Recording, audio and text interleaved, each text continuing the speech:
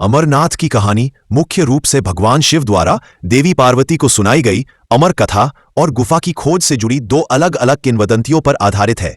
अमर कथा हिंदू पौराणिक कथाओं के अनुसार अमरनाथ गुफा वह पवित्र स्थान है जहां भगवान शिव ने माता पार्वती को अमरत्व का रहस्य, जिसे अमर कथा या अमृत ज्ञान कहा जाता है, सुनाया था।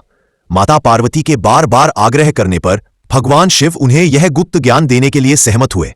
उन्होंने एक ऐसे एकांत स्थान की तलाश की जहां कोई अन्य जीवित प्राणी इस कथा को न सुन सके, क्योंकि जो भी इसे सुनता वह अमर हो जाता।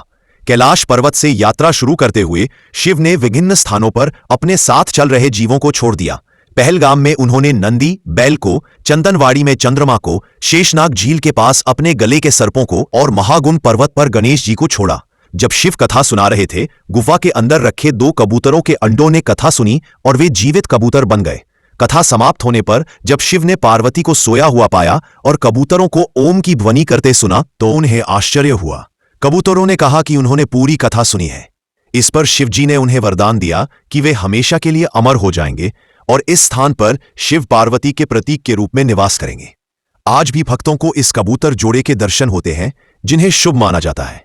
गुफा की खोज की किंवदंतियां। अमरनाथ गुफा की खोज को लेकर भी दो मुख्य मान्यताएं हैं। एक, प्रचलित कथा के अनुसार कश्मीर घाटी कभी पानी में डूबी हुई एक बड़ी झील थी। महर्षि कश्यप ने कई नदियों और नालों के माध्यम से इस पानी को सुखाया। हिमालय की यात्रा के दौरान ऋषि भृगु इस स्थान पर पहुंचे और सबसे पहले पवित्र गुफा और प्राकृतिक बर्फ के शिवलिंग के दर्शन किए।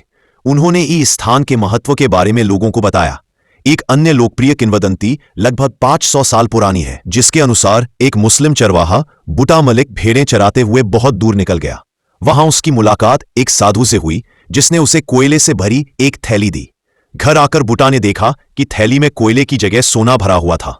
वह साधु को धन्यवाद देने लौटा, लेकिन साधु नहीं मिला, बल्कि उसे गुफा और स्वयंभू शिवलिंग के दर्शन हुए। तब से बुटा मलिक के वंशज गुफा की सेवा से जुड़े हुए हैं।